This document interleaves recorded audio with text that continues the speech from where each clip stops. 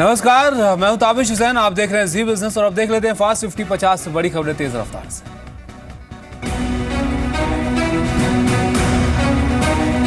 Internet की दुनिया की कभी बादशाह रह चुकी याहू अब बिकने जा रही है। यूएस की टेलीकॉम कंपनी वेराइसन कम्युनिकेशंस ने इंटरनेट कंपनी याहू को खरीदने का ऐलान कर दिया है।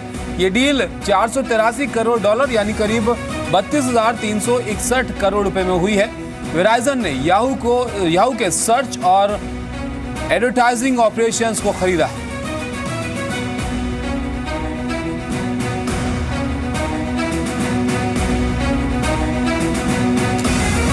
याहू के बिकने के पीछे बड़ी वजह रही गूगल और फेसबुक। इन वेबसाइट से याहू को कड़ी टक्कर मिल रही थी और इनके चलते याहू इंटरनेट की प्रतिस्पर्धा में काफी पिछड़ गई थी। पिछले दशक में एड रेवेन्यू का काफी नुकसान याहू को हुआ और इंटरनेट सर्च ट्रैफिक याहू के हाथ से फिसल गया।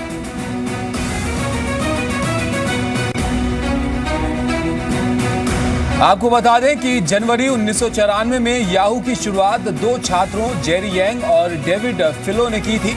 याहू की पहचान वेब पोर्टल और सर्च इंजन के लिए होती थी और 1990 के दशक में याहू का तेज ग्रोथ हुआ और 1998 में याहू इंटरनेट की सबसे लोकप्रिय साइट बनी।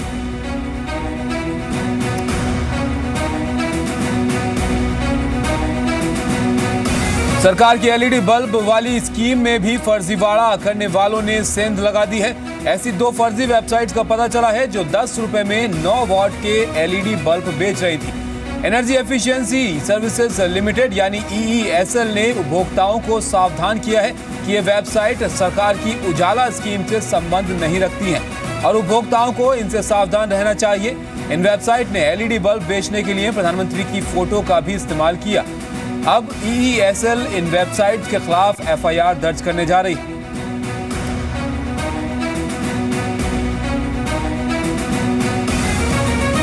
आरबीआई ने HDFC बैंक पर 2 करोड़ रुपए की पेनल्टी लगाई है। ये पेनल्टी KYC नियम और एंटी मनी लॉन्ड्रिंग नियमों में ढील बरतने के लिए लगाई गई है। इसके अलावा आरबीआई ने बैंक ऑफ बड़ौदा पर भी 5 करोड़ रुपए की पेनल्टी लगाई है।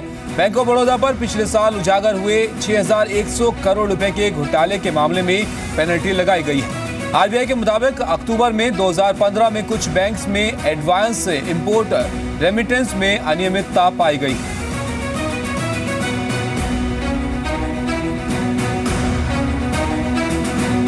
जीएसटी बिल पर सहमति बनाने के लिए राज्यों के वित्त मंत्रियों की एम्पावर्ड कमेटी की कल बैठक होगी। बैठक में जीएसटी के तहत टैक्स रेट और छोटे व्यापारियों के ऊपर डुअल कंट्रोल पर चर्चा होगी। राज्यों ने केंद्र और NIPFP द्वारा सुझाए गए रेवेन्यू न्यूट्रल रेट पर चिंता जताई है। सुब्रमण्यम पैनल ने जीएसटी रेट 18% के नीचे रखने का प्रस्ताव दिया है, जबकि NIPFP ने जीएसटी रेट 26% के ऊपर रखने का प्रस्ताव दिया है। कल हम राज्यों के जो मंत्री हैं उनसे भी बैठ कर रहे हैं। हम एक सर्वसम्मति बना रहे हैं कि जब जीएसटी पास करने के लिए बहुत से मुख्यमंत्री, राज्यों के बहुत से मुख्यमंत्री, भाजपा शासित राज्यों के तो कह ही रहे हैं, जो भाजपा शासित राज्य नहीं है वो भी कह रहे हैं, चाहे पश्चिम बंगाल हो, उड़ीसा हो, बिहार हो, उत्तर प्रदेश हो, वो भी कह रहे हैं जीएसटी जितना जल्दी पास होगा देश हित में होगा। तो हम ये सर्वसम्मति बनाने का प्रयास कर रहे हैं। हम पूरा प्रयास कर रहे हैं कि इस मानसून सत्र में जीएसटी बिल को पास कराएं। सरकार 13 ऑयल PSUs के मर्जर की योजना बना रही है। सरकार ने एक बड़ी ऑयल कंपनी बनाने पर चर्चा शुरू की है। सरकार का 13 ऑयल PSU को मिलाकर एक बड़ी कंपनी बनाने का इरादा है। इस मेगा मर्जर का मकसद कंपनियों की लागत में कमी करना और क्षमता बढ़ाना है।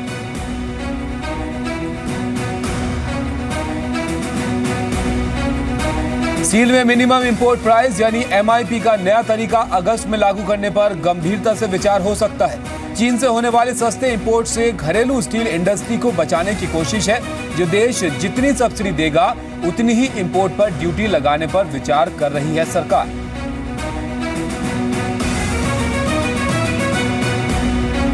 NSCL घोटाले की जांच कर रही ईडी NSCL के प्रमोटर्स और डिफॉल्टर्स की करीब 1400 करोड़ रुपए की संपत्तियां जब्त कर सकती है। जानकारी के मुताबिक ईडी ऐसी संपत्तियों को जब्त करेगी जिसे मुंबई पुलिस की इकोनॉमिक ऑफेंसेस विंग ने पहले जब्त न किया हो। ईडी ने इस मामले में FTIL के फाउंडर जिग्नेश शाह को गिरफ्तार किया है, जबकि EOW ने हाल ही में FTIL की कुल 7,063 करोड़ रुपए वैल्यू की 831 प्रॉपर्टीज को जब्त कर लिया है।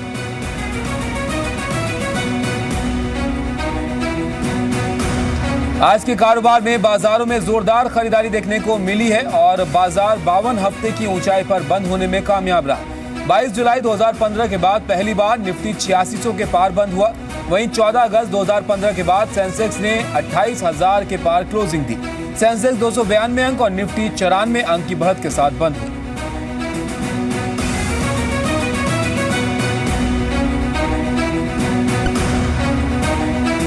सुप्रीम कोर्ट ने बैंक्स की याचिका पर विजय माल्या को नोटिस जारी किया है। कोर्ट ने माल्या से 4 हफ्ते के अंदर इस बात का जवाब देने को कहा है कि उनके खिलाफ अवमानना का केस क्यों न चलाया जाए। स्टेट बैंक ऑफ इंडिया की अगुवाई वाले बैंक्स के कंसोर्शियम ने सुप्रीम कोर्ट में याचिका दाखिल करके माल्या के खिलाफ अवमानना का केस चलाने की गुहार लगाई थी।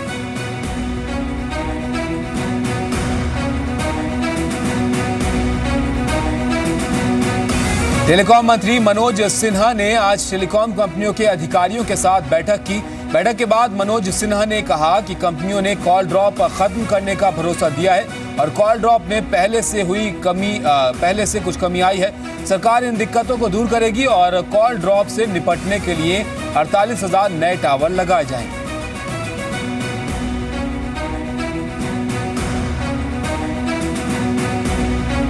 पोकेमॉन गो के खतरे को लेकर मुंबई पुलिस ने चेतावनी जारी की है।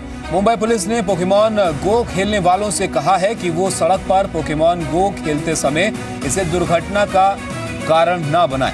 मुंबई पुलिस ने पोकेमॉन गो के खतरे के बारे में चेतावनी देते हुए अपने ट्वीट्स में कहा कि जिंदगी खेल नहीं है, खासकर सड़क पर खेलने के लिए तो बिल्कुल नहीं।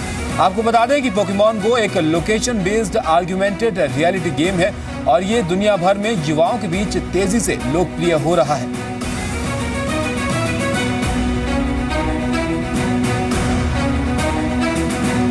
अब दाल के भाव तय करने में राज्यों की अहम भूमिका होगी। केंद्र सरकार ने राज्यों से दाल, खाद्य तेल समेत जरूरी खाद्य पदार्थों पर प्राइसिंग पॉलिसी बनाने को कहा है।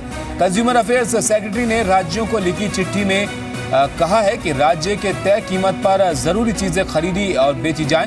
साथ ही केंद्र ने राज्यों को सलाह दी है कि जरूरी कमोडिटीज पर सभी लोकल टैक्स हटाए जाएं। पिछले साल महाराष्ट्र ने कीमत तय करने का ऐलान किया था।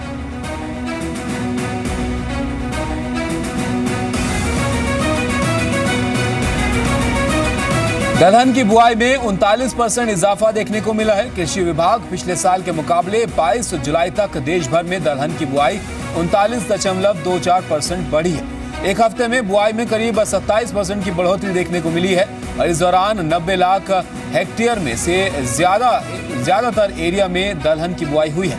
कृषि विभाग के मुताबिक देश के करीब 65% हिस्सों में खरीफ फसलों की बुआई पूरी हो चुकी है।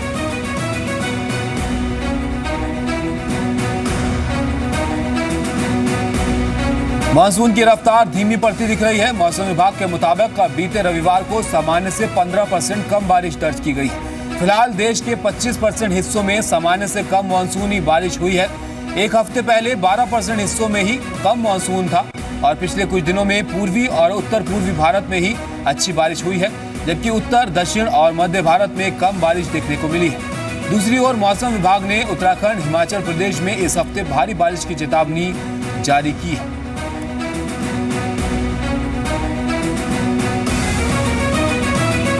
राज्यसभा से इस्तीफे के बाद पहली बार नवजोत सिंह सिद्धू मीडिया के सामने आए। सिद्धू ने कहा कि उन्हें पंजाब से दूर रखा गया है, इसलिए उन्होंने इस्तीफा दिया।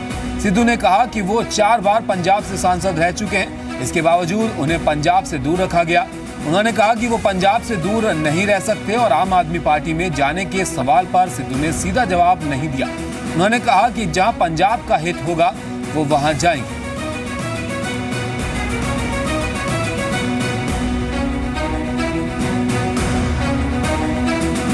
नवजोत सिंह सिद्धू के आरोपों से बीजेपी ने इनकार किया है। पंजाब बीजेपी ने कहा कि सिद्धू मौका परस है। आपको बता दें कि सिद्धू राज्यसभा से इस्तीफा दे चुके हैं। हालांकि ये अभी साफ नहीं है कि उन्होंने बीजेपी छोड़ी है या नहीं। हालांकि उनकी पत्नी ने कहा है कि वो बीजेपी छोड़ चुके हैं।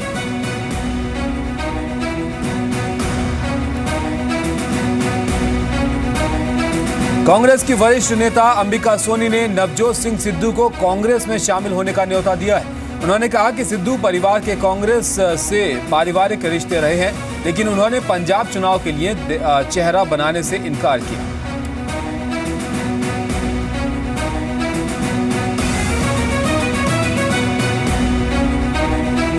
उधर फेसबुक पर संसद परिसर का लाइव वीडियो दिखाने के मामले में आम आदमी पार्टी के सांसद भगवंत मान के खिलाफ लोकसभा स्पीकर ने 9 सदस्यीय जांच कमेटी का गठन किया है। ये कमेटी वीडियोग्राफी के मामले में अपनी रिपोर्ट 3 अगस्त से पहले देगी। सुमित्रा महाजन ने जांच रिपोर्ट आने तक भगवंत मान को लोकसभा की कार्यवाही में शामिल नहीं होने की सलाह दी है।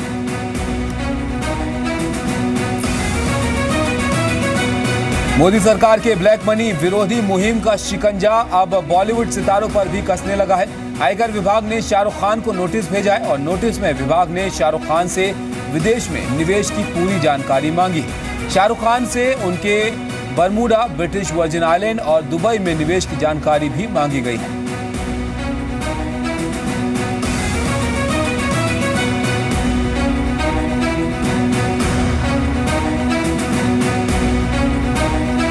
राजस्थान हाई कोर्ट सलमान खान के खिलाफ 17 साल पुराने हिरण के शिकार केस में सलमान खान को बरी कर दिया है। 2 मामलों में निचली अदालत ने सलमान खान को 1 साल और 5 साल की सजा सुनाई थी, जिसे सलमान ने हाई कोर्ट में चुनौती दी थी और राजस्थान हाई कोर्ट के फैसले के खिलाफ राज्य सरकार सुप्रीम कोर्ट जाएगी।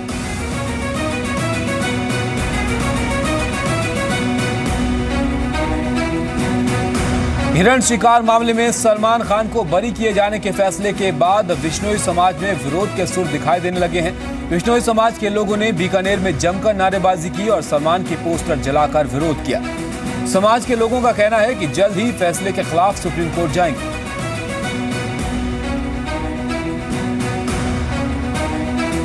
हिरण शिकार मामले में हाईकोर्ट के फैसले के खिलाफ सुप्रीम कोर्ट में अपील कर सकती है राजस्थान सरकार। राजस्थान के वन मंत्री राजकुमार रिंधवा ने कहा कि सरकार इस बारे में जल्द फैसला लेगी।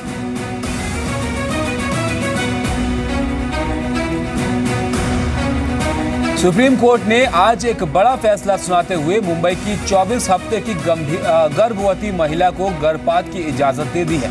कोर्ट का कहना है कि अगर महिला की जान को खतरा है तो 20 हफ्ते बाद भी गर्भपात कराया जा सकता है। कोर्ट ने कानून के दायरे में ही ये फैसला सुनाया है।